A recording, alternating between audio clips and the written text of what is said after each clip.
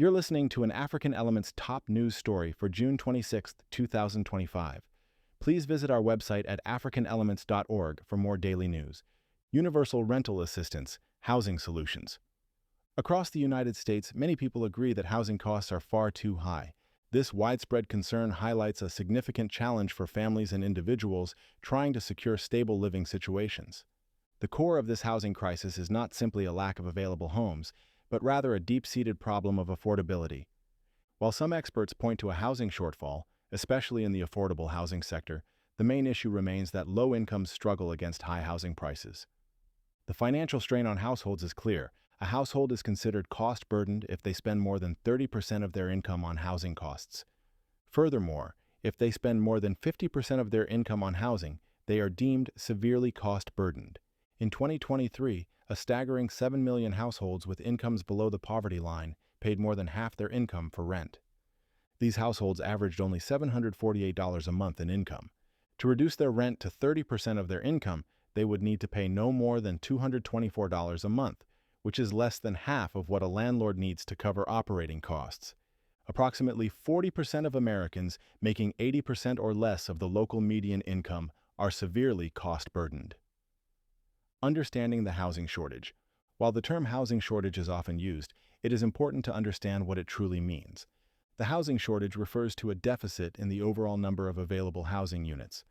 However, the affordable housing shortage specifically refers to the lack of housing units that are affordable to low-income households.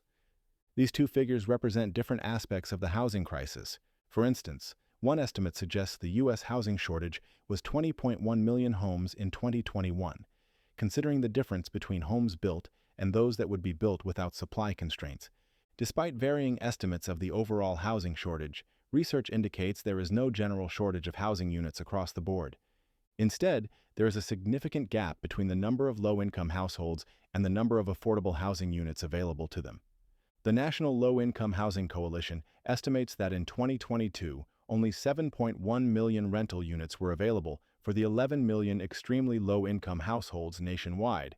This indicates a significant supply-demand imbalance, specifically in the affordable housing sector. The supply of low-cost housing has decreased, and new construction has largely targeted the higher end of the market.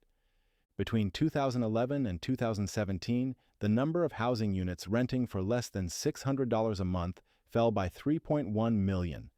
Even a 25% across-the-board rent reduction would still leave nearly one-third of all renters cost-burdened and would disproportionately benefit affluent renters over low-income households.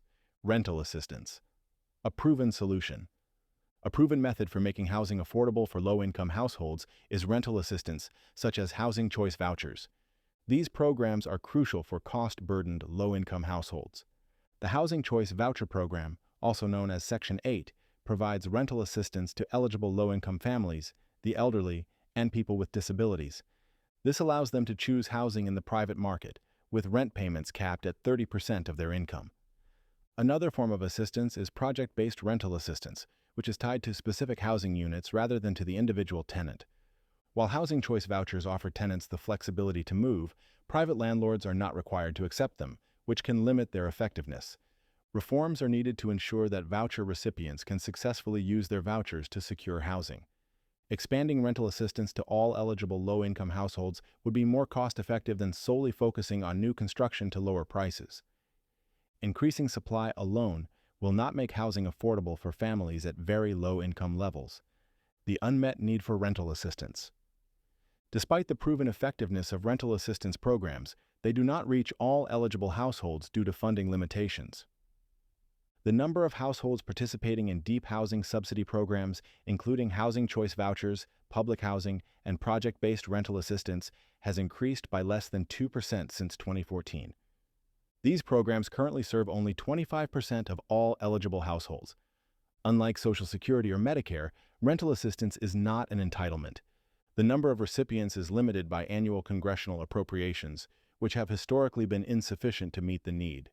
Universal rental assistance, as proposed by the Ending Homelessness Act of 2023, would establish a program enabling all eligible households to receive rental assistance.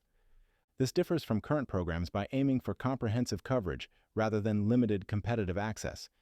Refundable tax credits can also help millions of cost-burdened renters who are eligible for federal assistance but do not receive it due to inadequate federal funding. The cost of universal rental assistance. Expanding rental assistance to all eligible low-income households would indeed be costly. The Urban Institute estimates that universal rental assistance would cost about $118 billion a year. However, this figure is comparable to existing tax expenditures for homeowners, which are essentially subsidies provided through tax breaks. Tax expenditures for homeowners include benefits like mortgage interest deductions, state and local tax deductions, and capital gains exemption on home sales. In fiscal year 2025, these tax expenditures for homeowners totaled $95.4 billion.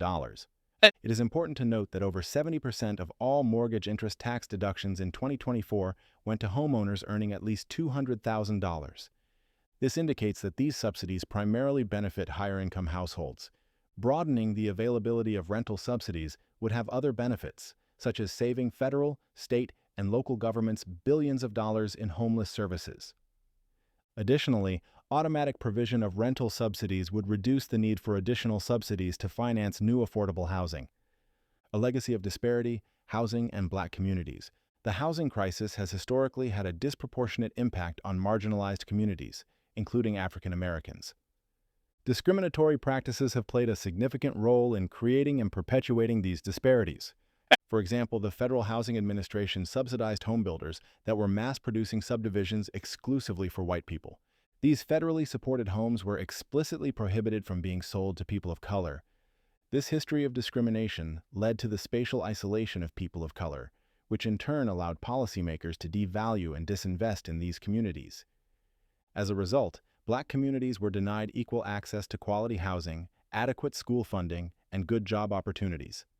Copyright African Elements.